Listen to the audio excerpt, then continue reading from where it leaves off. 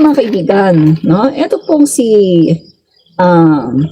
impeachment, no, ni VP Sara Duterte ay pwede pong mabuksan, mga kaibigan, no? Kasi naka-archive na siya, di ba? Alam natin, naka-archive na. So, anytime, mga kaibigan, ay pwede siyang mabuksan. Okay? So, sa paanong paraan, mga kaibigan? Siyempre, pag na-desisyonan na po ng Korte Suprema ang ito pong resulta, no, ng motion for reconsideration ng HOR at ng iba pang mga civic group.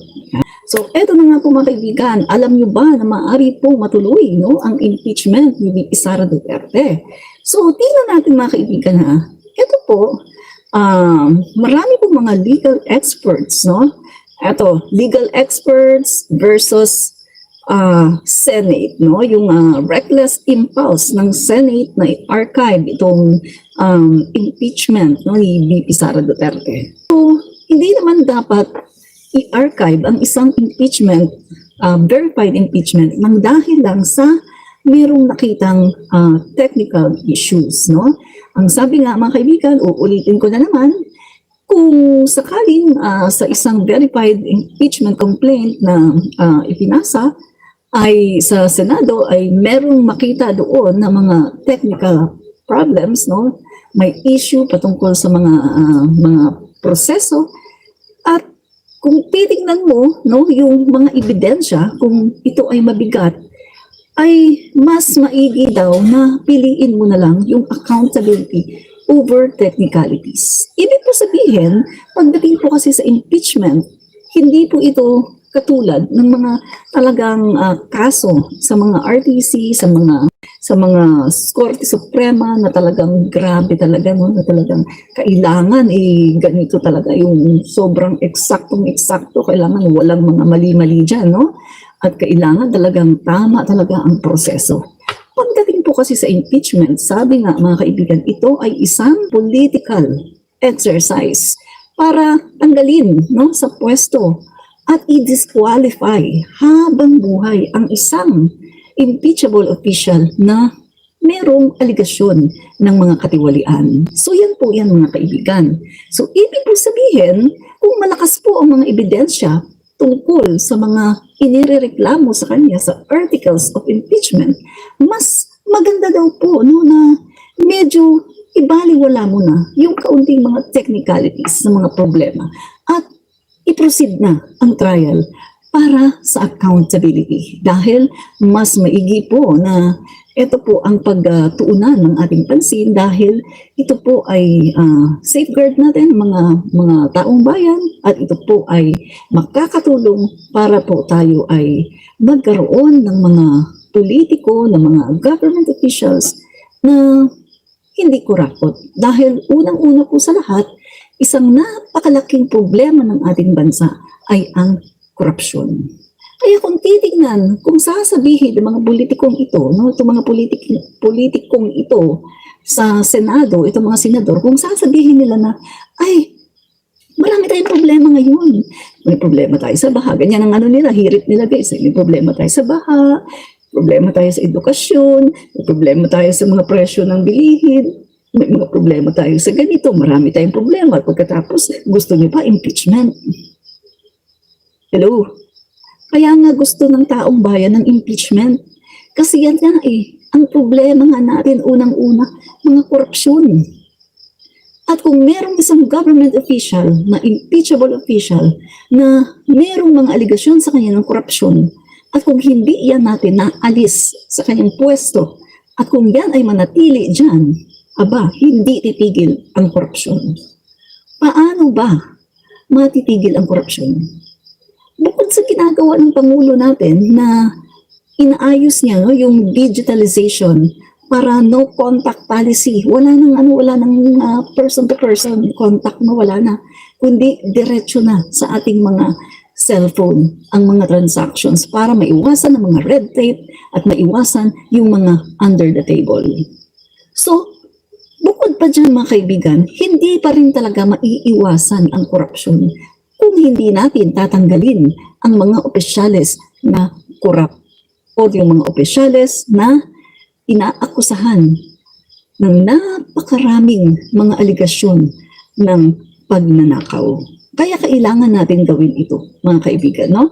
Kailangan po at nilagay po ito sa ating konstitusyon, ang impeachment, dahil ito po ay naayon sa ating konstitusyon at ito lang po ang magiging safeguard natin, no? Para ang ating buwis ay mapangalagaan at hindi palagi na lang nawinawaldas ng ating mga government officials. Yan po, kaya po merong impeachment. Kaya nga nakakatawang isipin na itong ating mga senador ay sasabihin lang, ang dami nating problema, may problema tayo sa korupsyon, sa ganito, sa ganito, sa ganito. Ay, kaya nga tayo mag-i-impeachment. Kasi para kahit pa paano mabawasan yung problema natin. 612 million, mga kaibigan, confidential funds na hindi maintindihan kung saan napunta.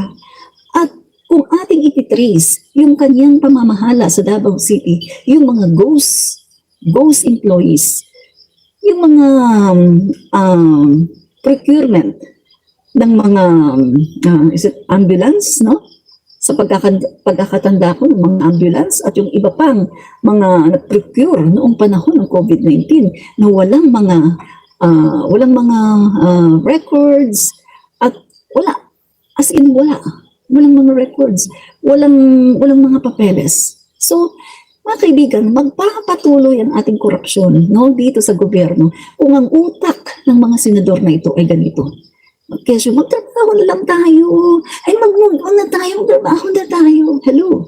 Hindi makaka-move on ang sambayan ng Pilipino kapag ganito ang nangyayari. The Filipino people deserve to know the truth. The Filipino people deserve to know the truth and nothing but the truth. Kailangan masagutin ni Bibi Sara Duterte ang lahat ng katanungan sa kanya at yan ay masasagot niya through impeachment trial. Nakakatawang isipin din na meron tayong isang Peter Alan Cayetano na sinasabi na talunin na lang siya, talunin na lang sa 2028. Hello? Seriously? Seryoso ka ba dyan? Talagang magiging manok mo pa talaga ang isang opisyal ng gobyerno na inaakusahan ng napakaraming aligasyon? Seryoso ka ba dyan, Mr. 10K, na talagang gagawin mo pa talagang manok yung isang opisyal ng gobyerno na naakusahan ng napakaraming aligasyon ng pagnanakaw ng kanyang confidential funds at ng iba pa na mga funds, kahit yung mga regular funds? Seryoso ka ba talaga na gusto mo talagang patakbuhin at ayaw mong malaman ng taong bayan kung ano ang katotohanan? Are you serious, Mr. 10K? Mga kaibigan, nakakadismaya na meron tayong ganitong klaseng mga senador na okay lang yung korupsyon, okay lang yung pangungurap, okay lang yung pagkawat sa pera ng taong bayan, okay lang yan. Sige, patakbuhin natin. Talunin nyo yan sa 2028. My God, kung ganyan ang lahat ng utak ng mga senador, walang mangyayari sa Pilipinas. Wala talagang mangyayari sa Pilipinas kung ganyan ang lahat ng utak ng mga senador. Kailangan ng mga Pilipino ng answer, ng kasagutan sa lahat ng katanungan at hindi namin kailangan ang politika. Huwag kayong mamulitika dito. Kasi namumulitika kayo eh.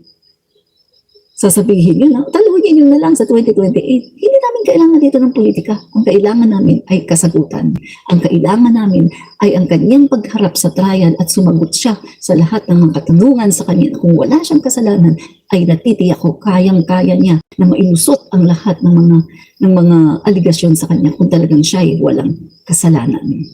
Di ba mga kaibigan? Make sense? So ito pa mga kaibigan, ha? So, sinasabi ng ating mga former Supreme Court justices at ating mga constitutional framers at legal experts na wait lang, hindi pa final ang ruling. No, mga kaibigan, hindi pa final ang ruling. May motion for reconsideration pa. Kaya dapat nating hintayin. Yan po ang sinasabi. No? So, dapat na antayin natin ito at huwag magmadali. No, mga kaibigan. So, bakit ba nagmamadali itong Senado? No? So, sinasabi nga itong ating mga constitutional framers, no? At ng ating mga former Supreme Court justices, no, at mga legal experts na sandali lang, hindi pa final ang ruling at meron pang motion for reconsideration. Kaya dapat natin itong hintayin. Mga kaibigan, sa kabilang banda, meron naman tayong Senado na itong ginagawa ng Senado, nagmamadali na i-archive agad ang impeachment kahit may pending motion for reconsideration sa Supreme Court. Tingnan nyo mga kaibigan, no? So, kung titingnan natin hilaw na hilaw itong pag-archive ng Senate sa impeachment ni VP Sara Duterte, no? So, itong si former Supreme Court Justice Carpio, mga kaibigan, at si Christian Monsod ay parehong nagsabi na ang ruling ay hindi pa final. May motion for reconsideration pa na pinasa ang House at ang iba pang mga civic group. So dito mga kaibigan, dapat sana ay naghintay pa, no, itong Senado at hindi sila nagmamadali. Kasi sa totoo lang mga kaibigan, no, yung pinaka-normal na practice ay laging hinihintay ang final ruling bago umaksyon. Ang isang ahensya, no, ng gobyerno, ang isang institusyon ng gobyerno na katulad ng Senado. No? Kung merong motion for reconsideration, palaging hinihintay yan para yung finality ay makuha, di ba? So, eto mga kaibigan, ang Senado, iba po ang ginawa nila, in-archive agad, as if tapos na yung laban. Kung matatandaan ninyo, ang sabi noon ni Chis Escudero, kaya daw tumagal ang pagsimula ng trial ay dahil kailangan daw hintayin. No? Tingnan nyo mga kaibigan na kailangan daw hintayin ang Korte Suprema dahil sayang naman daw ang hearing kapag nag-start na sila ng hearing pagkatapos bigla na lang ideklara ng Korte Suprema na unconstitutional ang impeachment ni VP Sara Duterte. Sayang daw yung effort nila. Kaya sa ganyang katwiran, mga kaibigan ng Senado, pwede nating ibalik sa kanila ngayon itong ginawa nila. Pwede nating ibalik sa kanila. At sabihin natin sa kanila na, wait lang, di ba nararapat lang din na hintayin nyo muna ang finality, ang paglabas ng resulta ng kanilang pagrepaso sa mga argumento at facts na nakasaad sa motion for reconsideration. Makes sense mga kaibigan? Kasi kung titignan mo, nakakapagtaka mga kaibigan na nakapaghintay ng matagal ang Senate, ilang buwan bago umaksyon, no? Ilang buwan muna mga kaibigan. Pero ngayon, natila napakabilis ang kanilang pag-archive dito sa impeachment ni Sara Duterte. Hindi tuloy nawawala ang isipan ng mga Pilipino na natatakot ang Senado sa inilabas ng motion for reconsideration ng Kongreso dahil may laban ang nilalaman nito upang baliktarin ng Korte Suprema ang kanilang naunang pasya. Mga kaibigan, kapansin-pansin din kasi ang tila paninigurado ni Senator Marcoleta na hindi na daw mababago ang pasya ng korte. Gayong mismo sa bibig ni Justice Marvic Leonen na mutawi sa kanyang bibig na ang mga kataga na hindi sila perpekto. Na ang Korte Suprema, ang mga judges sa Korte Suprema ay hindi perpekto. Na sila din daw ay nagkakamali. So, ibig sabihin dito mga kaibigan, napatunayan din ito no, ng mga iba-ibang mga kaso, no, mga kaibigan, na mayroong unanimous decision ang Korte Suprema. Pero dahil sa motion for reconsideration, ay binaliktad nila ang kanilang desisyon. So, ang tanong natin mga kaibigan, no, if the Senate can't respect due process, paano pa sa ibang issue? Mga kaibigan, no, sa totoo lang due process ito eh. Ito yung due process mga kaibigan. Bakit? Kasi in-archive nila, in-archive nila.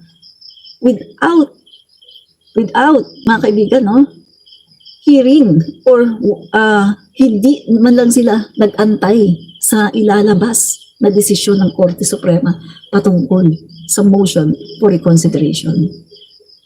Pinatay ka agad nila, in-archive agad nila. So yan po ang walang due process.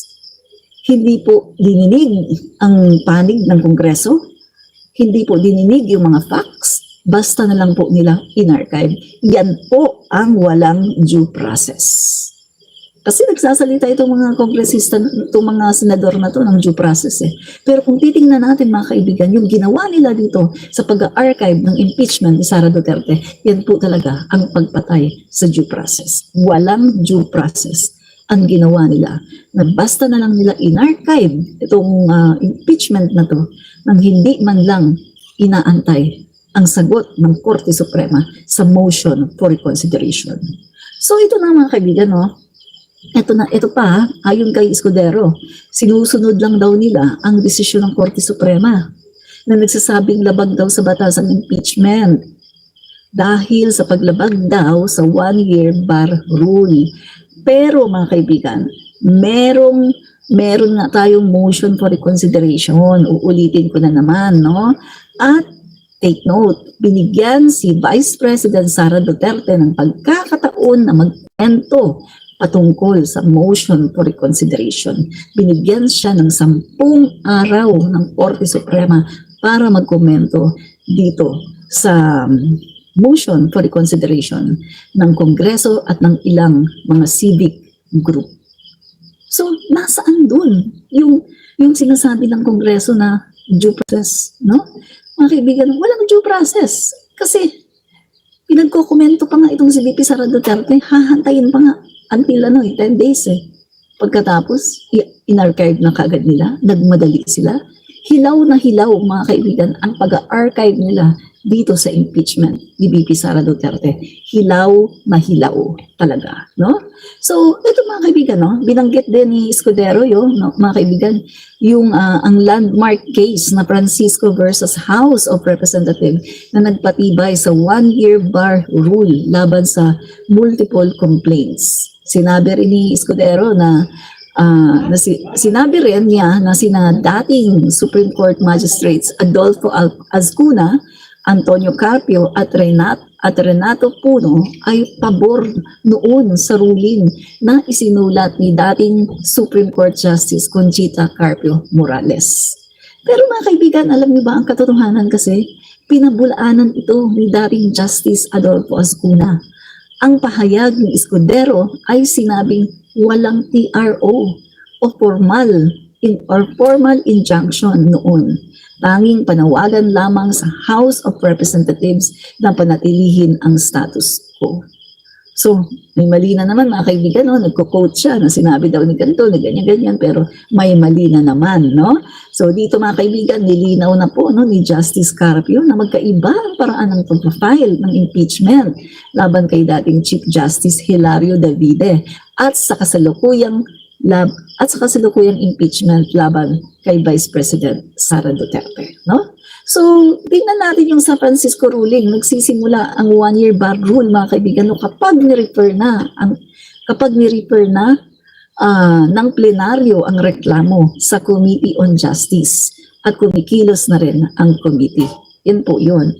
Pero sa kaso po ni Davide, idiniklarang unconstitutional ang reklamo ni Escudero dahil ito ay pangalawang reklamo na kahit tinanggap na ng Justice Committee ang unang impeachment complaint, no? Ay yung impeachment complaint ni Chis Escudero ay unconstitutional na dahil nahuli na sila at na-trigger na ang one-year bar rule. Yan po yung sabi, no, ni Justice Carpio. So, sa kaso po ng impeachment complaint, no, laban naman dito kay VP Sara Duterte, ang unang 3 naman ay hindi in-refer sa Committee on Justice.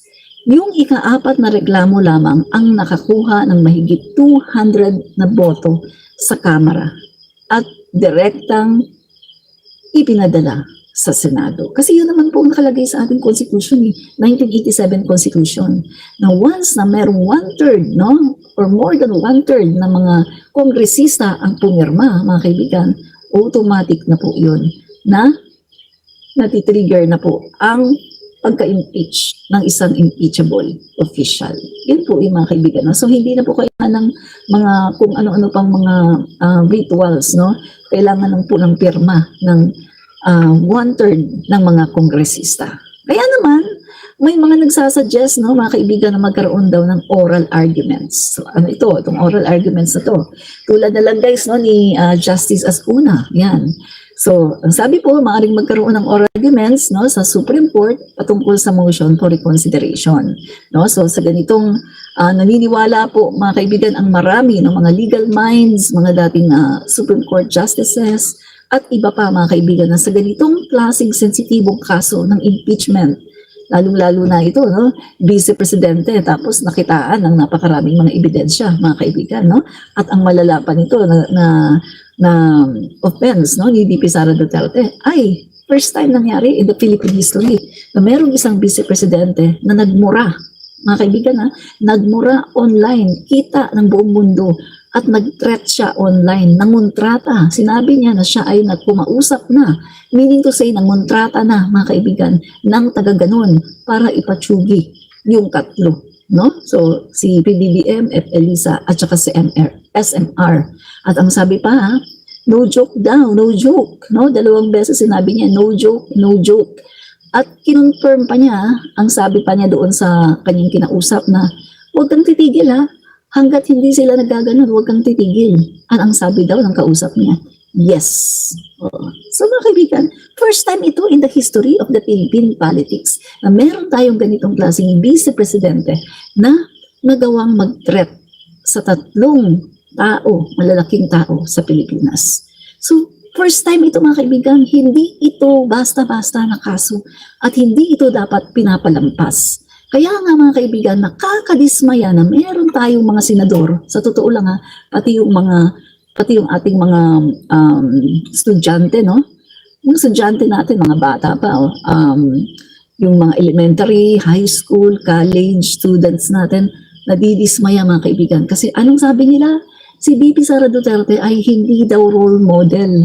Nakakasira daw, no? Sa mga, kumbaga, sa values, nakakasira sa values ng mga kabataan na ito ba yung kanilang magagaya? Ito ba yung ma-imitate ng mga kabataan natin na magmura, napakalutong at online ay magbanta sa pagpapatsugi ng mga tao? Kung nagawa niya ito, mga kaibigan, sa 3 malalaking tao sa ating bansa, how much more sa ating maliliit na mga tao. Kaya hindi ito dapat na pinapalampas. Kaya, mga kaibigan, itong sinasabi po na magkaroon ng oral arguments ay nararapat lamang, no? Dahil napakasensitibo po nitong kasong impeachment na ito laban kay VP Sara Duterte. Iba po ito hindi lang ito kaso ng impeachment case ng katiwalian. Hindi lang Meron pang malalim ang issue, mga kaibigan, pati yung the totality of her personality, no? The totality of her personality, the character ng vice-presidente ay hindi nararapat na maging public official, lalong-lalo na kung magiging presidente in the future. Talagang hindi talaga siya fit sa ganitong klaseng trabaho dahil, mga kaibigan, sa kanyang mga pinakitang mga behavior at napaka-unstable, no, ng kanyang pag-iisip, mga kaibigan.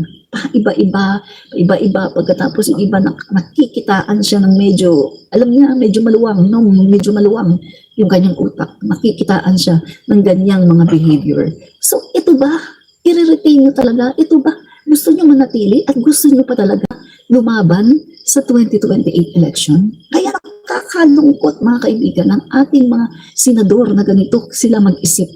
Parang okay na lang sa kanila, normal na lang sa kanila ang mag-hire ng assassin, normal na lang sa kanila yung mga katiwalian na ganito, normal na lang sa kanila yung mga ganitong klase. Ano ba?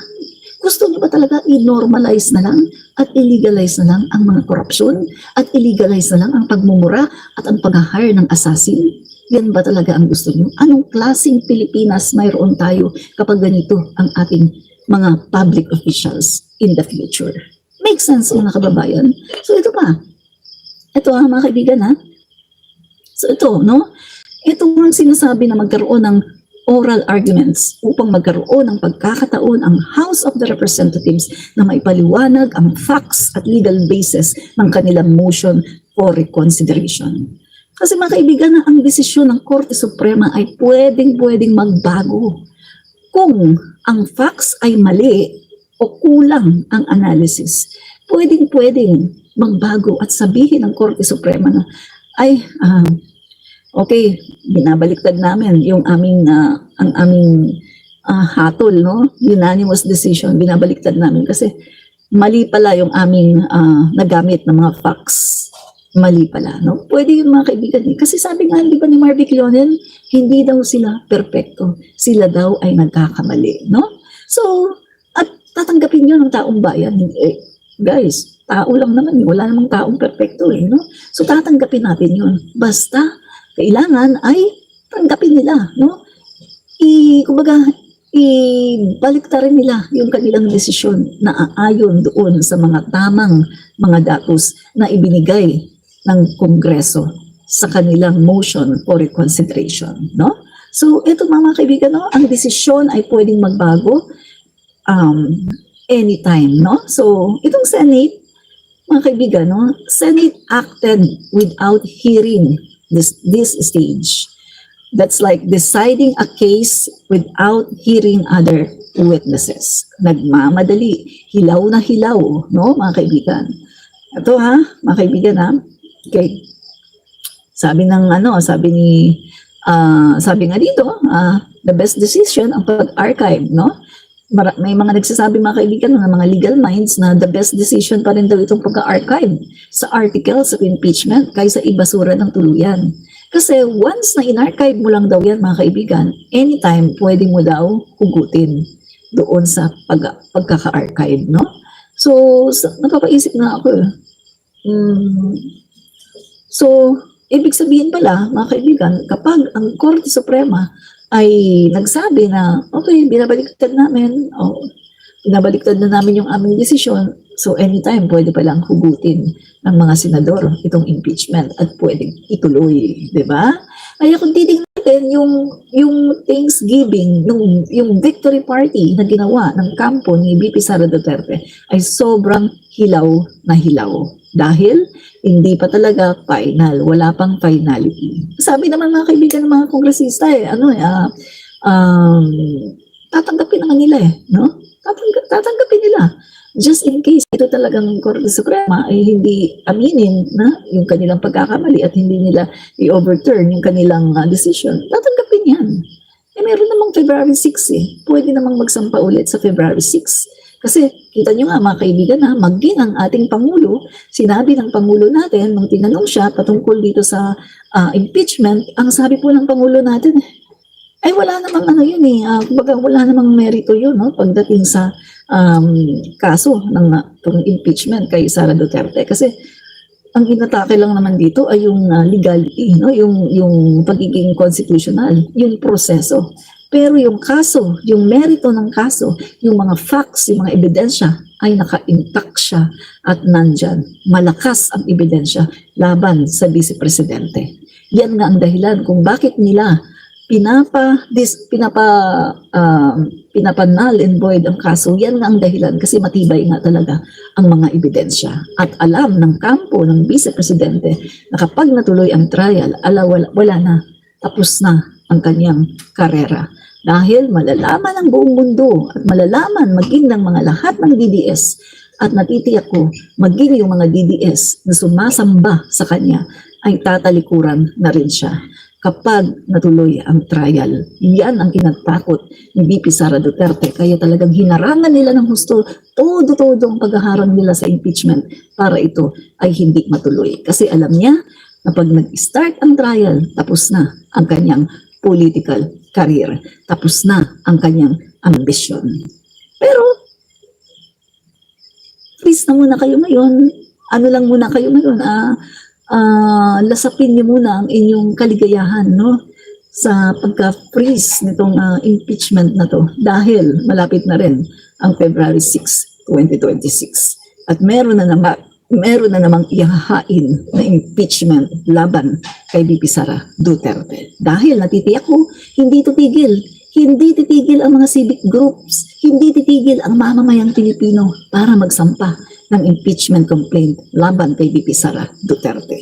Hindi sasayangin ng mamamayang Pilipino yung nangyari na hearing sa good governance sa House of the Representatives kung saan naglabasan ang napakaraming ebidensya ng mga katiwalian ng mga pagnanakaw sa confidential funds kung saan napakarami, almost 2,000 ba na mga resibo na mga gawa-gawang pangalan katulad na lang ni Mary Grace Piatos, ng Okoy Villamin, at yung pangkahina-hinala no, na mga bayad na mga milyon-milyon sa para lang sa ano to ha, sa mga safe houses. So, bakit gagastos ka ng ganyan kalaki, milyon-milyon sa safe houses? At yung pang inamin ng mga AFP personnel na hindi daw sila nakareceive kahit 5 duling dito sa opisina ni VP Sara Duterte. Gayong ang sinasabi ng opisina ni VP Sara Duterte, sinasabi ng kanyang mga opisyal na gumastos daw sila sa Youth Summit, no? Youth Summit. Kain daw ng almost 3,000 mga kabataan sa Youth Summit dito nga no sa AFP. At ang sabi naman ng AFP, never silang nakatanggap kahit 5 duling. At ito pa ha, yung certification, mga kaibigan, certification na nagpapatunay na meron silang nagawa, meron silang accomplishments ay napag-alaman din, no? Na basta lang pala nila ito hiningi sa AFP. At anong sabi ng mga AFP personnel? Kung alam lang daw nila na gagamitin yung certification para doon, ay hindi daw sana sila magbibigay. Dahil, bakit ka nga naman magbibigay ng certification for accomplishments? Eh samantalang, wala namang programa ang DepEd na in cooperation with AFP na kung saan sila ay gumastos doon. Wala naman, di ba? So bakit nga magbibigay ng ganong certification? So malinaw mga kaibigan, plus yung mga bribery, yung pag-amin ni Mercado na binigyan siya ng 50,000 9 envelopes. Yung pag-amin ng isa pang empleyado, mataas na empleyado ni VP Sara Duterte na nakakatanggap daw siya ng 25,000. Hindi natin alam kung talagang totoong 25,000. Kasi nang tinanong siya kung magkano, medyo nag-isip siya, di ba? Sabi niya, maliit lang, hindi natin alam kung talagang ganun lang ba kaliit, kung 25,000 lang ba talaga. At yung isa pa na umamin din na nakakatanggap siya ng pera, ng envelope. At marami pang iba na mga ebidensya. So, ang lahat ng ito mga kaibigan, hindi natin ito palalampasin. Ang mamamayang Pilipino, hindi ito palalampasin. Kaya nga, pagdating po ng 2026, February 6, meron na naman, asahan nyo, another impeachment complaint laban kay Vice President Sara Duterte. Hanggat hindi niya ito sinasagot mga kaibigan, through trial, hanggat itinatago niya mga kaibigan, hindi siya titigilan. May 3 taon pa tayo, no? 2026, 2 taon na lang pala, 2026, 2027, no? 2 taon na pwede pang magsampa ng impeachment. So, eto pa mga kaibigan, no? Mananatili sa utak ng mga Pilipino. Hanggat walang trial, mananatili sa utak ng mga Pilipino na si VP Sara Duterte ay isang tiwaling opisyal. Diba? Yan po mga kaibigan ang katotohanan. No? So, ito, mga kaibigan, no? Meron pong mga factual errors no, sa Leonen decision. Ito po ang sabi ni Garrido. Leonen's ponensya may false citation.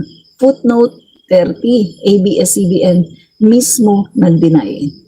So mga kaibigan, may ginamit po no, itong si Leonen na ponente itong desisyon no, to declare unconstitutional the impeachment of Sara Duterte. May ginamit po siya footnote doon na nilagay niya doon yung isang report di umano ng ABS-CBN. Pero dininay po ng ABS-CBN na wala silang ganong sinasabing report. No? Pangalawa, ABS-CBN aired live the plenary vote. Tingnan niyo mga kaibigan, no? Tingnan niyo mga kaibigan, pinalabas pa pala ng ABS-CBN yung live kung saan bumoboto yung mga membro ng House of the Representatives. At dito nagbotohan 215 na mga kongresista ang nag-agree at bumoto para ipa-impeach itong si VP Sara Duterte. So malinaw na malinaw ang ebidensya. Pangatlo, sequence of events, mali sa ruling. fourth complaint adopted before archiving the first three, not the other way around. So mga kaibigan, nagkaroon na muna ng fourth complaint, no? Nagkaroon na muna ng fourth complaint, kumbaga nakapagbotohan sa plenary, etc., etc., bago sila nag-decide na i-archive ang 1, 2, and 3 na impeachment, no? So, dinala na muna mga kaibigan, napadala na muna nila sa Senado. Pagkadala nila sa Senado, saka lang in-archive itong 1, 2, and 3 na impeachment. So, ibig sabihin, nasan doon ang na-trigger ang 1-year bar rule? Walang na-trigger ng 1-year bar rule kasi ipinadala muna ang impeachment, ang articles of impeachment sa Senado, pinadala muna bago pinagdesisyonan ng plenary na i-archive yung 1, 2, and 3 impeachment complaint. So malinaw na malinaw mga kaibigan, no?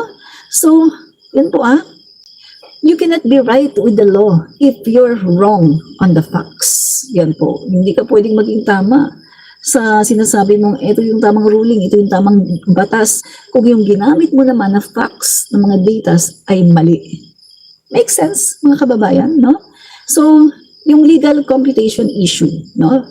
Ang sabi po ni Attorney Palsis, mali ang bilang ni Marcoleta sa 10 session day rule, no? So, ito, kinokorek niya, no? Sabi niya, 27th session, first day, equals first day. The 36th session, 10th day, Constitution complied. So, tama po, no? 10th day only, hindi po sila, kumbaga, hindi sila nag-exceed doon sa 10th day session na sinasabi na requirements. Hindi po sila nag-exceed, no? So, Senate ignored this and archived anyway. So, in-ignore po nila itong mga facts na to. At ang ginawa nila ay i-archive ang impeachment complaint laban kay VP Sara Duterte. Samantala, mga kaibigan, ang sabi po ni Justice Carpio, ni Monsud, Christian Monsud, ni Azcuna, at saka ni Garrido, at saka ni Attorney Falsis, all raise legal and factual grounds na pwedeng baguhin ang ruling. Yan. So, kailangan nga po, mga kaibigan, ay maaprubahan ang yung oral arguments, no? Magkaroon ng oral arguments para malaman kung ano ba talaga. Para kumbaga malaman, no, lahat ng mga argumento ng mga legal minds, Philconsa, ng mga dating Supreme Court justices, no? Kasi kitang-kita natin mga kaibigan, meron pong mali sa desisyon ng Korte Suprema. May mali, no? So, yan po mga kaibigan. Yan. Sabi ni Kizmi, tama, may oral arguments dapat. Opo, dapat po talaga may oral arguments. Yan. And Rowena Tumalon, sa February na lang yan, madam. Yan. At si Ark, yan.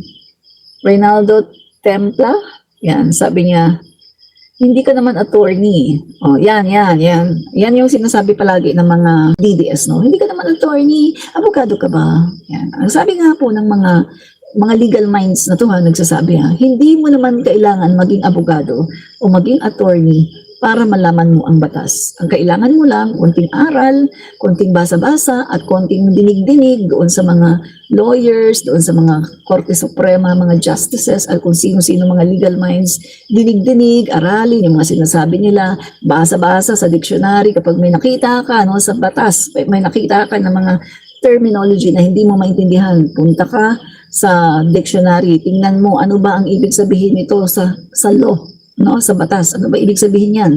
So, ganun lang po. Hindi na natin kailangan na maging lawyer tayo, maging attorney tayo para magkaroon tayo ng kaalaman pagdating sa batas. Pwede tayo magkomento, lalong-lalo na tayo ay mga Pilipino, mga mamamayang Pilipino na concern sa ating bayan. Ang sabi nga po ni Marvic Leonen, mga kaibigan, meron po siyang post niyan, mga kaibigan, no, na ang mamamayang Pilipino ay pwede daw pong mag-criticize. Ang mga simpleng mamamayan ay pwedeng mag-criticize sa kanila at pwede daw po tayong magbigay ng ating mga komentaryo, ng ating mga kritisismo dahil sila daw ay nagkakamali dahil tao lang sila.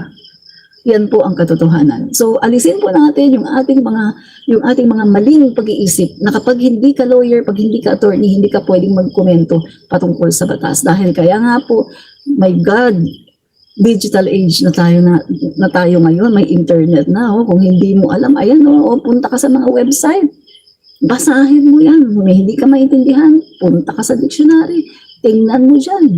Ganun lang po. At napakarami natin ngayon ng mga lawyers, mga legal minds na meron silang mga pages. Sila ay nagdi-discuss ng mga batas. My God, hindi na natin kailangan na maging lawyer pa para tayo ay mag-interpret ng batas. And sasabihin ko sa inyo, no? Pwede tayo mag-interpret ng batas basta ginagamit natin yung mga resources na patungkol din, no, sa ating dinidiscuss. Nandiyan ang ating konstitusyon, nandiyan yung mga jurisprudence, nandiyan yung ating mga dictionary, nandiyan ang ating mga legal experts na pwede nating pakinggan para tayo ay matuto. Kasi kung ganyan po, no, kung ganyan po ang magiging utak ng bawat Pilipino, parang si VP Sara Duterte lang. VP Sara Duterte, anong sabi ni Sara Duterte? Isa daw siya sa naging problema sa DepEd kasi daw hindi daw niya na-review ang matatag curriculum dahil wala daw siyang background sa education. My God! Hindi mo na kailangan maging teacher or may background sa education. Hindi mo na kailangan yan para mabasa at maintindihan mo ang curriculum, para ma-review mo ang curriculum. Kailangan mo lang maging masipag. Paano? Meron ka namang time. Basahin mo yan, yung curriculum. Pag may hindi ka naintindihan, andun, meron kang eksperto, meron kang mga ASEC, USEC, meron kang mga master teachers. Pakipaliwanag mo nga sa akin ano bang ibig sabihin nito. In 1 year, hindi mo ba yan maiintindihan? Hindi mo ba marireview ang matatag curriculum na yan? Katamaran ang ginawa po ni Vice President Duterte ay katamaran. Kinuha niya ang Department of Education, no, bilang tinanggap niya as Secretary ng Department of Education, pero hindi niya tinanggap yung hamon na gawin ang kanyang trabaho. Pinaubaya lang niya sa kanyang mga ASEC at sa kanyang mga USEC ang kanyang trabaho. Kaya naging palpak. At yun, malay natin, baka kaya nagkaganyan ang DepEd sa kanyang panahon, baka niloloko na lang siya. Hindi pa niya alam kung ano nangyayari dahil na hindi nga siya hands-on at hindi nga niya inaalam kung ano ang kanyang trabaho. Dahil ang katuwiran niya, wala naman daw siyang background sa education. Aba, malala, kapag ganyan ang utak ng mga Pilipino, hindi tayo uunlad. So mga kababayan, sorry sa aking rant dito, pero mga kababayan, iwasan nyo na yung ganyang klaseng kaisipan na porke hindi kayo lawyer ay hindi na kayo makakapag-aral ng batas, makakapag-aral ng konstitusyon, bigay ng mga kuro-kuro, opinion, hindi niyo kaya dahil hindi kayo lawyer. Iwasan niyo na po yung ganyang klase na mentalidad.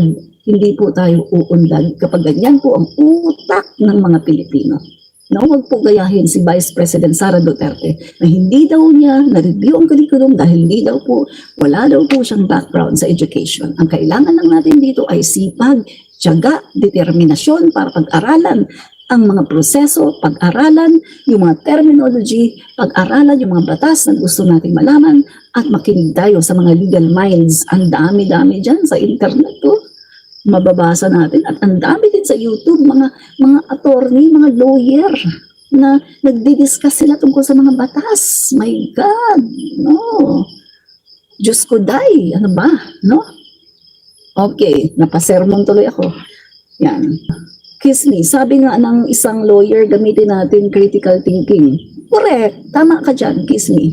Yung ginagawa ko, sabi nga, ignorance of the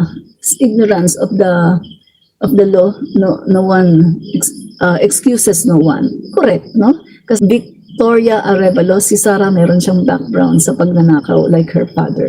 Alden Gaming YouTube, YT, wala na yung kalokohan na impeachment, madam. Okay? Hindi po kalokohan ang impeachment. Ang impeachment po ay nasa Constitution. Kung kalokohan po yung impeachment, hindi po yan ilalagay sa Constitution. Okay, Alden? Okay. At saka si Lorna Rafael, salamat po no sa iyong panonood. So, tuloy tayo. Tuloy po tayo sa ating topic. So, ito nga, no? Senate's action look hasty, procedurally wrong, and politically suspect. In constitutional accountability, haste makes waste. The Supreme Court still has a chance to correct errors.